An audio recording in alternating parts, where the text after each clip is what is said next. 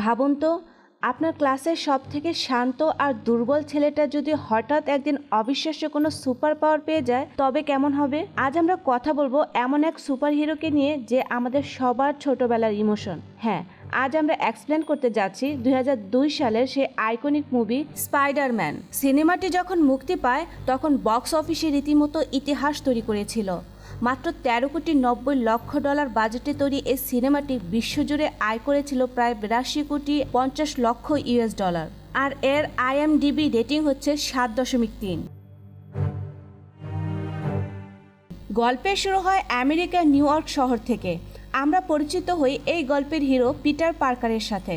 Peter দেখতে খুব সাদেসিধে আর পড়াশোনায় তুখোড় হলেও তার জীবনটা মোটেও সহজ ছিল না। ছোটবেলাতে বাবা মাকে হারানো পিটার বড় হয়েছে তার আঙ্কেল বেন এবং আন্টি মে এর আদর স্নেহে। পিটারের মধ্যে মেধা ছিল প্রচুর, কিন্তু অভাব ছিল কিসের জানেন? সেটা হলো আত্মবিশ্বাস। স্কুলে বাসের জন্য দেরি করে ফেরায় পিটার পাগলের মতো বাসের পেছনে দৌড়াচ্ছিল। বাসের ভিতরে থাকা ছাত্ররা তাকে দেখে হাসাহাসি করছিল। কেউ তাকে সাহায্য তো দূরের কথা, বাসে ওঠার পর পাশের সিটে বসতেও দিচ্ছিল না। বাসে সে ভিড়ে ছিল মেরি জেন, যাকে পিটার ছোটবেলা থেকেই মনে মনে ভালোবাসত। সে বাসে পিটার যখন সবার বুলিং আর অপমানের শিকার হচ্ছিল, সে চুপচাপ সব সহ্য করে নিচ্ছিল। কিন্তু বন্ধুরা, এই সাধারণ আর দুর্বল পিটারের জীবনটা কিন্তু খুব দ্রুতই বদলে যেতে চলেছে। এমন একটি ঘটনা ঘটতে যাচ্ছে যা সে স্বপ্নেও ভাবেনি। বাস থেকে নেমে সব স্টুডেন্টরা পৌঁছায় কলম্বিয়া ইউনিভার্সিটির সায়েন্স ডিপার্টমেন্টে। কিন্তু ভেতরে ঢোকার আগেই এন্ট্রি হয় এক স্পেশাল ক্যারেক্টারের। সে হলো পিটারের best friend Harry Osborn. Harry পিটারের মতো সাধারণ ছিল না, সে ছিল শহরের নামকরা শিল্পপতি নরমান অসবর্নের ছেলে। দামি গাড়ি করে স্কুলে আসা হ্যারি কিন্তু মনে মনে পিটারকে খুব শ্রদ্ধা করতেন। সেদিন হ্যারির বাবা নরমান অসবর্ন নিজেই এসেছিলেন তাকে ছাড়তে। পিটারের সাথে পরিচিত হতেই মিস্টার নরমান বেশ অবাক হন। তিনি জানতেন পিটার বিজ্ঞানের তুখর, কিন্তু পিটারের মুখে নিজের রিসার্চের প্রশংসা শুনে তিনি বেশ ইমপ্রেসড হন। এবার সবাই ঢোকে সেই ল্যাবে, যেখানে চলছিল বিজ্ঞানের এক অদ্ভুত পরীক্ষা। গাইড সবাইকে বোঝাচ্ছিলেন যে দীর্ঘ 5 বছর ধরে তারা মাকড়সার ডিএনএ পরিবর্তন করে এমন কিছু সুপার স্পাইডার তৈরি করেছেন যা অবিশ্বাস্য ক্ষমতার অধিকারী। এদের জালের শক্তি যেমন কয়েক গুণ বেশি, তেমনি এদের ইন্দ্রিয় বা সেন্স এতটাই প্রখর যে যে কোনো বিপদ আসার আগে এরা পেয়ে যায়। গাইড যখন গর্ব করে বলছিলেন এখানে 15টি মহাশক্তিশালী মাকড়সা আছে, ঠিক তখনই মেরি জেন খেয়াল করে সেখানে 14টি মাকড়সা রয়েছে। 15 নম্বর মাকড়সাটি কোথায়? গাইড হেসেই উড়িয়ে দিলেন, ভাবলেন হয়তো বিজ্ঞানীরা ওটা নিয়ে পরীক্ষা করছেন। কিন্তু আসল সত্যটা ছিল অনেক বেশি ভয়ঙ্কর। সেই 15 নম্বর মাকড়সাটি ল্যাব থেকে পালিয়ে ঠিক পিটারের মাথার উপরে সিলিংয়ে ঘোরাঘুরি করছিল। পিটার তখন নিজের ক্যামেরা দিয়ে অ্যামজের কিছু ছবি তোলায় ব্যস্ত ছিল। আচমকায় উপর থেকে সে জেনেটিক্যালি মডিফাইড মাকড়সাটি নেমে আসে এবং পিটারের হাতে এক মরণ কামড় বসিয়ে দেয়। ব্যাস, সেই মাকড়সার রহস্যময় বিষ মিশে যায় পিটারের রক্তে। গল্পের অন্যদিকে আমরা নজর দেই অসকর্প নামক এক বিশাল সাম্রাজ্য, যেখানে হ্যারির বাবা নরমান অসবর্ন ব্যস্ত ছিলেন সেনাবাহিনীর জন্য এক গোপন প্রজেক্ট নিয়ে। তারা এমন এক সুপার সোলজার সিরাম বানাচ্ছিলেন যা মানুষের শক্তিকে এক ধাক্কায় 800 গুণ বাড়িয়ে দিতে পারে। সাথে ছিল আকাশ দাপিয়ে বেড়ানোর জন্য অত্যাধুনিক ফ্লাইং গ্লাইডার। কিন্তু বিজ্ঞানের সব আবিষ্কার কি সবসময় সফল হয়? সেনাবাহিনীর উচ্চপদস্থ কর্মকর্তারা যখন প্রজেক্টের আপডেট জানতে চান, তখন নরমানের কলিগ মিস্টার স্টম এক ভয়াবহ সত্য ফাঁস করেন। তিনি জানান ইঁদুরের উপর এই ওষুধের ট্রায়াল সফল হলেও এর একটা ভয়ঙ্কর সাইড ইফেক্ট আছে। এই ওষুধ মানুষের শরীরে গেলে তার মানসিক ভারসাম্য হারিয়ে ফেলে এবং প্রচণ্ড হিংস্র হয়ে ওঠে। সেনাবাহিনী অফিসার সাব জানিয়ে দেন আগামী 2 সপ্তাহের মধ্যে যদি রেজাল্ট না পাওয়া যায় তবে অসকর্পের সব ফান্ডিং বন্ধ করে দেওয়া হবে এবং এই কন্ট্রাক্ট চলে যাবে অন্য কোম্পানির হাতে। এই আলটিমেটাম নরমান অসবর্নকে এক চরম অনিশ্চয়তার মুখে ঠেলে দেয়। এদিকে ল্যাব থেকে বাড়ি ফিরে পিটারের অবস্থা ছিল শোচনীয়। সে বিশেষ মাকড়সার বিষ তার রক্তে মিশে গিয়ে শরীরের ডিএনএ কাঠামোকে তছনছ করে দিচ্ছিল। আঙ্কেল বেন আর আন্টি মেয়ের সাথে কথা বলার মতো শক্তিও তার ছিল না। নিজের ঘরে ঢুকেই পিটার মেঝের উপর লুটিয়ে পড়ে। তার অজান্তেই তার শরীরের কোষগুলো এক অতি মানবীয় শক্তিতে রূপান্তরিত হতে শুরু করে। অন্যদিকে নিজের ক্যারিয়ার আর কোম্পানিকে বাঁচাতে মরিয়ার নর্মান অসবর্ন এক আত্মঘাতী সিদ্ধান্ত নিয়ে বসেন। তিনি ঠিক করেন এই বিপজ্জনক ড্রাগটি তিনি নিজের শরীরের উপর প্রয়োগ করবেন। ডক্টর স্টর্ম তাকে বারবার সতর্ক করে বলেন, নরমান, এটা পাগলামি, মানুষের উপর এর প্রতিক্রিয়া কী হবে সেটা আমরা জানি না। নরমান অসবর্ন সেই বিপজ্জনক গ্যাস নিজের শরীরে দিতেই তার পেশিগুলো অস্বাভাবিকভাবে ফুলতে শুরু করে।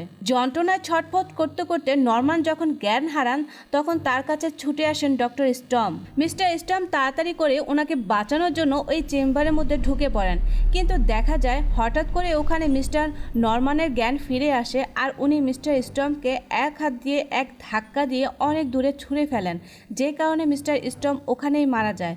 শেষ হয়ে যায় একটি প্রাণ আর জন্ম নেয় এক সুপার ভিলেনের। পরদিন সকালে পিটারের ঘুম ভাঙতে এক অদ্ভুত মিরাক্কেল খেয়াল করে।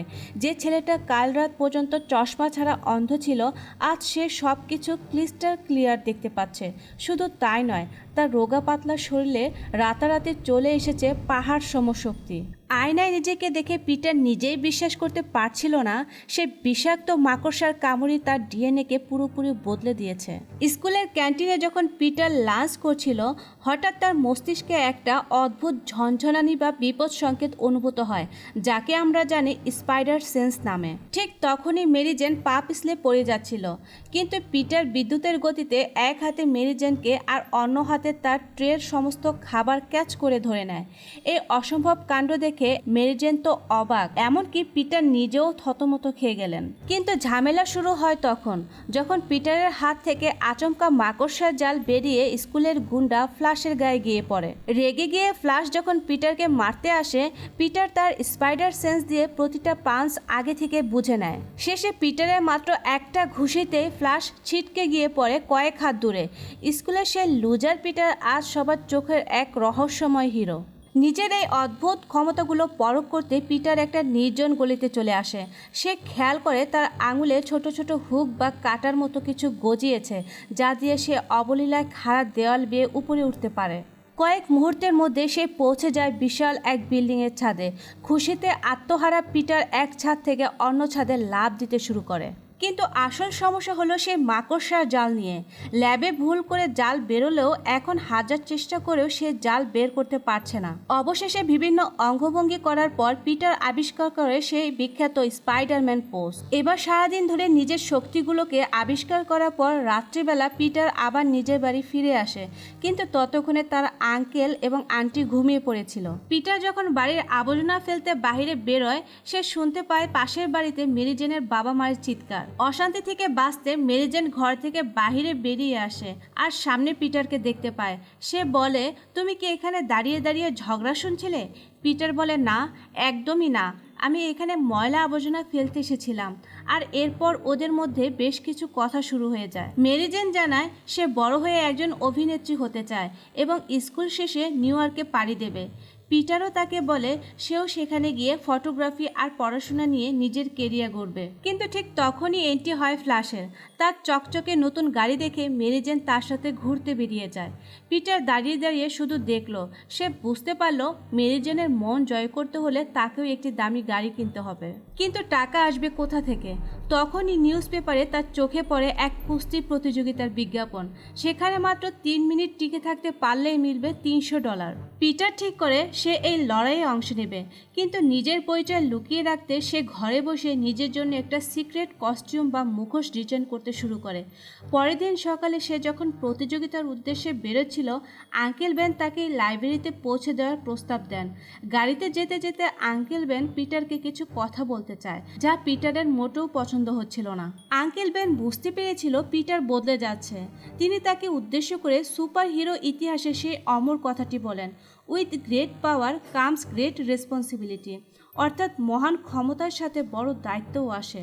আঙ্কেল বেন তাকে বোঝাতে চেয়েছিলেন যে শক্তি মানুষের উপকারের জন্য, প্রতিহিংসার জন্য নয়। কিন্তু পিটার এই কথাগুলো শুনে প্রচণ্ড রেগে যায়। ও বলতে শুরু করে, আমার ব্যাপারে এত ভাবতে হবে না, আমি নিজের চিন্তা ভাবনা নিজেই করতে পারি। সে কথাটা শুনে আঙ্কেল বেন খুবই মন খারাপ করে ওখান থেকে চলে আসেন। পিটার এবার সরাসরি পৌঁছে যায় রেসলিং রিংয়ে। কুস্তিগির বন্সের লোকটা একের পর এক প্রতিযোগীকে নিমিষের মধ্যেই হারিয়ে ফেলছিল। তার লড়াই দেখে খুব সহজেই পরিষ্কার বোঝা যাচ্ছিল যে সাধারণ মানুষের পক্ষে তাকে হারানো তো দূরের কথা, তার সামনে টিকে থাকাটাই ছিল এক অসম্ভব ব্যাপার। এখানে নিয়ম ছিল কুস্তিগির বন্সের সামনে মাত্র 3 মিনিট টিকে থাকতে পারলেই মিলবে নগদ $3000। লড়াই শুরু হতেই পুরো স্টেজটাকে একটা লোহার খাঁচা দিয়ে আটকে দেওয়া হয় যাতে কেউ ভয়ে পালাতে না পারে। শুরুতে পিটার বন্সের কাছে বেশ মার খাচ্ছিল, কিন্তু দমে যাওয়ার পাত্র সে নয়। নিজের সুপার পাওয়ার ব্যবহার করে সে অবিশ্বাস্যভাবে মাত্র 2 মিনিটে বন্সকে হারিয়ে দেয়। কিন্তু জয়ের আনন্দ বেশিক্ষণ স্থায়ী হলো না।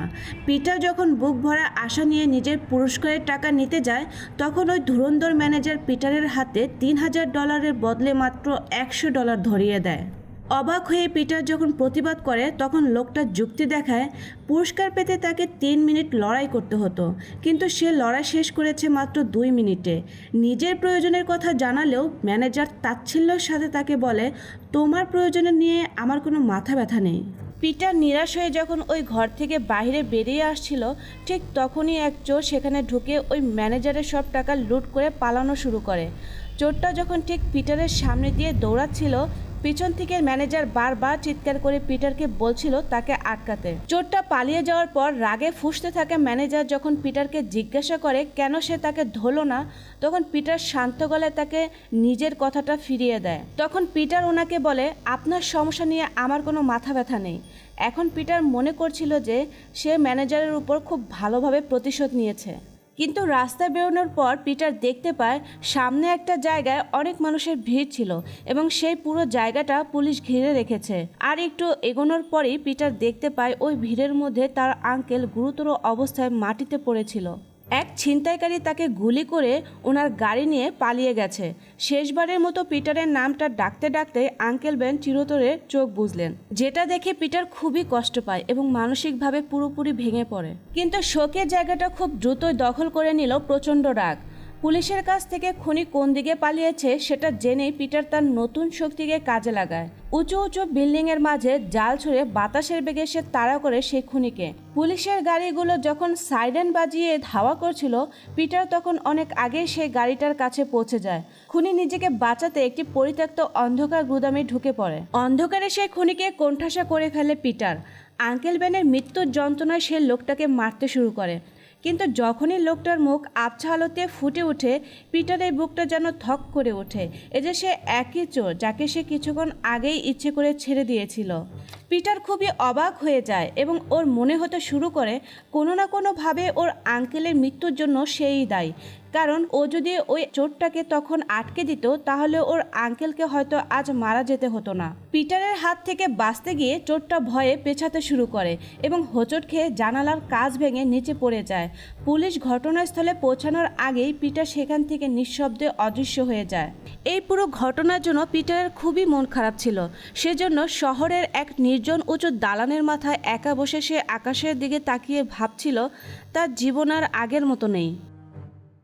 এদিকে সেনাবাহিনীর সেই বড় কর্মকর্তা অস্কট কোম্পানিকে দেওয়া তাদের সেই আলটিমেটাম ভুলে নতুন এক কোম্পানির সাথে চুক্তিতে ব্যস্ত। তারা তখন তাদের একটি কোম্পানির অত্যাধুনিক অস্ত্রের পরীক্ষা করছিলেন, কিন্তু সেই পরীক্ষার মাঠে হঠাৎ আকাশে এক অদ্ভুত শব্দ শোনা যায়। ধোঁয়ার কুণ্ডলী ভেদ করে এক রহস্যময় মুখোশধারী ব্যক্তি তার ফ্লাইং গ্লাইডার করে সেখানে হাজির হয়। কিছু বুঝে ওঠার আগেই নরমান, যিনি এখন পুরোপুরি শয়তানের কবলে, বোমার আঘাতে পুরো এলাকাকে ধ্বংসস্তূপে পরিণত করে। সেই সেনাবাহিনীর কর্মকর্তা থেকে শুরু করে উপস্থিত সবাই নিমেষেই শেষ হয়ে যায়। এখানে মিস্টার নরমানও পিটারের মতো পুরো পৃথিবীর কাছ থেকে নিজের পরিচয়টা গোপন রাখছিলেন। দেখতে দেখতে পিটার, হ্যারি আর মেরি জেনের স্কুলের পাঠ শেষ হয়ে যায়। বিজ্ঞান বিভাগে অসাধারণ রেজাল্টের জন্য পিটারকে বিশেষ সম্মানে ভূষিত করা হয়। কিন্তু এত বড় সাফল্যের দিনও পিটারের মনে কোনো আনন্দ ছিল না। তার ঝাপসা চোখের সামনে বারবার আঙ্কেল বেনের সেই শেষ মুহূর্তটা ভেসে উঠছিল। সে ভাবছিল সেদিন যদি জেদ না করে তার আঙ্কেলের কথাগুলো শুনতো, তবে আজ আঙ্কেলের নিজের চোখে তার এই সাফল্য দেখে যেতে পারত। আঙ্কেল বেনের সেই অমর বাণী, with great power comes with great responsibility এখন পিটারের জীবনে একমাত্র মূলমন্ত্র। এরপর পিটার ঠিক করে নেয় যে তার এই মহান ক্ষমতা সে এই শহরের সমস্ত মানুষকে সাহায্য করবে।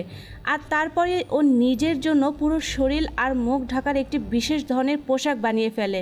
ওই পোশাকটা পরে নিজের পরিচয় গোপন রেখে পিটার এই শহরের সমস্ত অপরাধ আর অপরাধীদের বিরুদ্ধে লড়াই করতে শুরু করে। আর এভাবেই জন্ম নিল নিউ ইয়র্ক শহরের নতুন হিরো স্পাইডারম্যান। খুব অল্প সময়ের মধ্যে স্পাইডারম্যান পুরো শহরের মানুষের ক্রাশ হয়ে ওঠে।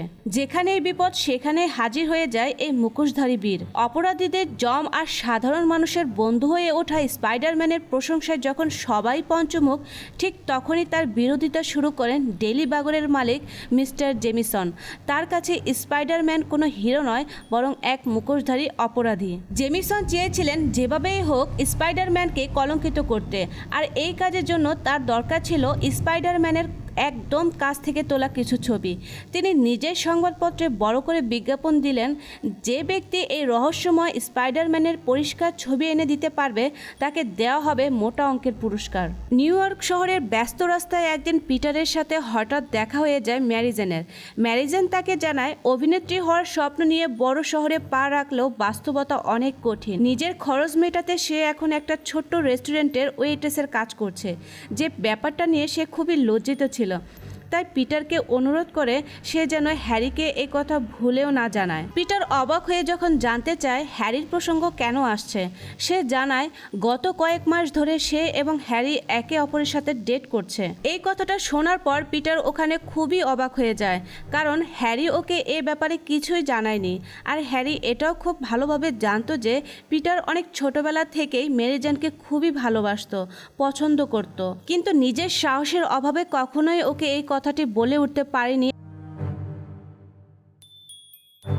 পিটার আর হ্যারি এখন নিউ ইয়র্কে একই ফ্ল্যাটে একসাথে থাকলেও তাদের দুজনের জীবন ছিল পুরোপুরি আলাদা। হ্যারি অনেক ধনী পরিবারের সন্তান, তাই তাকে কাজের চিন্তা করতে হতো না, কিন্তু পিটারের কাছে নিজের আত্মসম্মান ছিল সবার উপরে।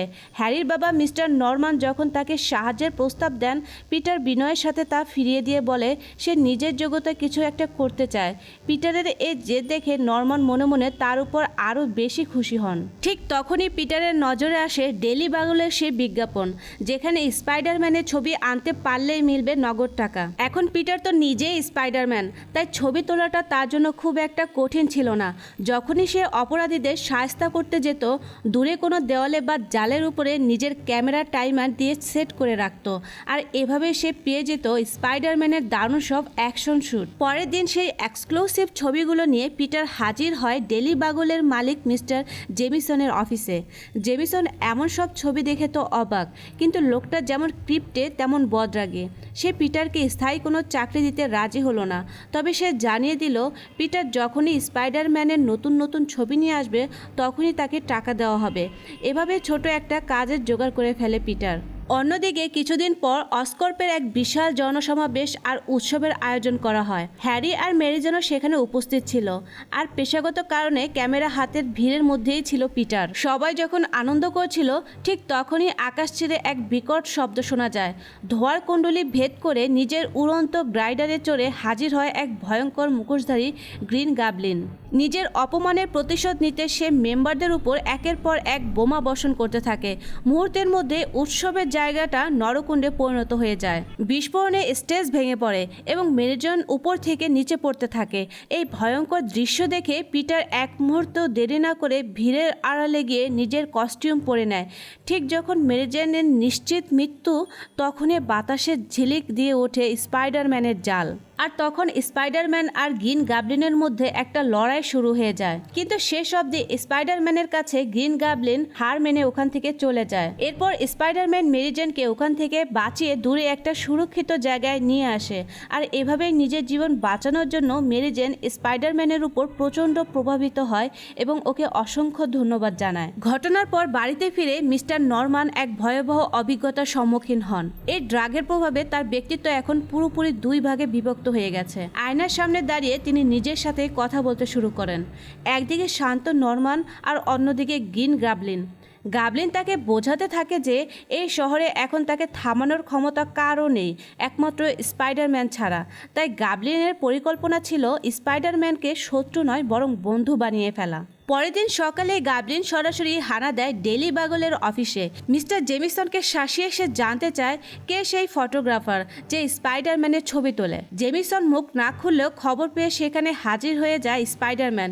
কিন্তু কোনো লড়াই হওয়ার আগেই গাবলিন এক বিশেষ ঘুমের স্প্রে করে স্পাইডারম্যানকে নিস্তেজ করে দেয়। এরপর তাকে এক নির্জন জায়গায় নিয়ে গিয়ে গাবলিন প্রস্তাব দেয়, আমরা দুজন চাইলে এই শহরকে শাসন করতে পারি, আর না চাইলে আমরা আজীবন চরম শত্রু হয়ে থাকব, সিদ্ধান্ত তোমার। গল্পের মোড় নেয় পরের দিন সন্ধ্যায়।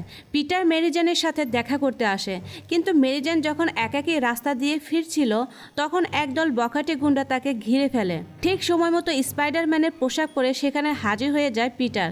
নিমিষের মধ্যে গুন্ডাদের ধোলাই করে দিয়ে সে মেরিজেনকে উদ্ধার করে। মেরিজেন তখন তাকে বলে, এই নিয়ে দ্বিতীয়বার তুমি আমার জীবন বাঁচালে, তোমাকে ধন্যবাদ জানানোর ভাষা আমার জানা নেই।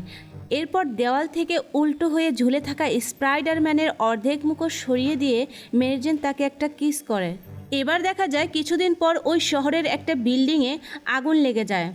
শহরের একটি জ্বলন্ত বহুতল ভবনে আটকা পড়া মানুষদেরকে বাঁচাতে স্পাইডারম্যান যথারীতি সেখানে পৌঁছে যায়।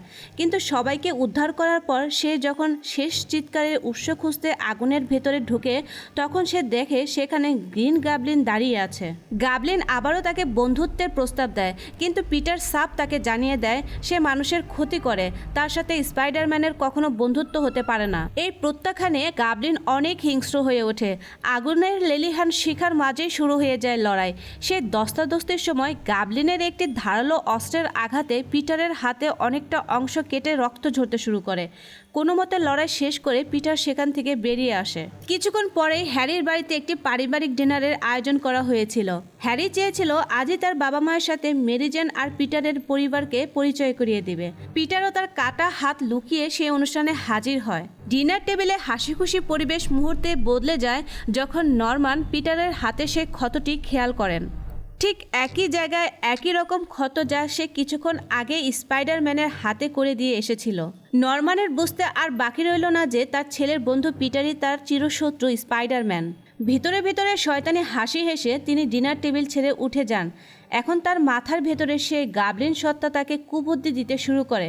স্পাইডারম্যানকে সরাসরি মারা কঠিন, তাই তাকে মানসিকভাবে ভেঙে ফেলতে হবে, আর তার জন্য আঘাত করতে হবে পিটারের সবচেয়ে প্রিয় মানুষের উপর। নরমান প্রথম টার্গেট করেন পিটারের আন্ট মেয়েকে। বাড়িতে একা থাকা অবস্থায় গাবলিন সেখানে হামলা চালিয়ে বৃদ্ধা আন্টিকে মৃত্যুর মুখে ঠেলে দেয়। অসুস্থ আন্টিকে যখন হাসপাতালে ভর্তি করা হয় পিটার পরিষ্কার বুঝতে পারে যে গাবলিন তার আসল পরিচয় জেনে গেছে। এদিকে হাসপাতালে আন্টিকে দেখতে আসা মেরিজেনের সাথে পিটারকে একান্তে কথা বলতে দেখে হ্যারির মনে সন্দেহ জাগে। হ্যারি মনে করে মেরিজেন এখন তাকে বাদ দিয়ে পিটারকে ভালোবাসে। নরমান সুযোগ বুঝে হ্যারির কাছ থেকে জেনে নেয় পিটারের সবচেয়ে দুর্বল জায়গা কোনটি। হ্যারি অবলীলায় বলে দেয় পিটার ছোটবেলা থেকেই মেরিজেনকে পাগলের মতো ভালোবাসে। ব্যাস, গাবলিন তার পরবর্তী শিকার খুঁজে পায়। মেরিজেনকে কিডন্যাপ করে শহরের সেই বিশাল ব্রিজের চূড়ায় নিয়ে আসে গ্রিন গাবলিন। পাশে একটি কেবল কারে তখন একদল নিষ্পাপ শিশু ঝুলছিল। গাবলিন এক হাতে মেরিজেনকে আর অন্য হাতে কেবল কারের তার ধরে পিটারকে জীবনের সবচেয়ে কঠিন পরীক্ষার মুখে ফেলে দেয়। সে বলে, বেছে নাও পিটার, ভালোবাসা নাকি দায়িত্ব, কার প্রাণ বাঁচাবে তুমি। এই বলে সে দুজনকেই একসাথে নদীতে ফেলে দেয়। পিটার দ্রুতই প্রথমে মেরিজেনকে এবং পরে সেই বাচ্চাদের কেবল কারটিকেও উদ্ধার করে। গ্রিন গাবলিন বারবার বাধা দেওয়ার চেষ্টা করলেও স্পাইডারম্যান সবাইকে নিরাপদে একটি লঞ্চের উপরে নামিয়ে দেয়। এরপর শুরু হয় সেই লড়াই। গাবলিন পিটারকে তুলে নিয়ে যায় এক পরিত্যক্ত বাড়িতে। সেখানে বোমার আঘাতে পিটার মারাত্মক আহত হয়। গাবলিন যখন তার মুখোশ খোলে পিটারের পায়ের তলা থেকে মাটি সরে যায়। সামনে তার প্রিয় বন্ধু হ্যারির বাবা মিস্টার নরমান। নরমান মিনতি করতে থাকে যে তাকে যেন এই শয়তানি সত্তার হাত থেকে বাঁচানো হয়, কিন্তু আসলে এটা ছিল এক মরণ চাল।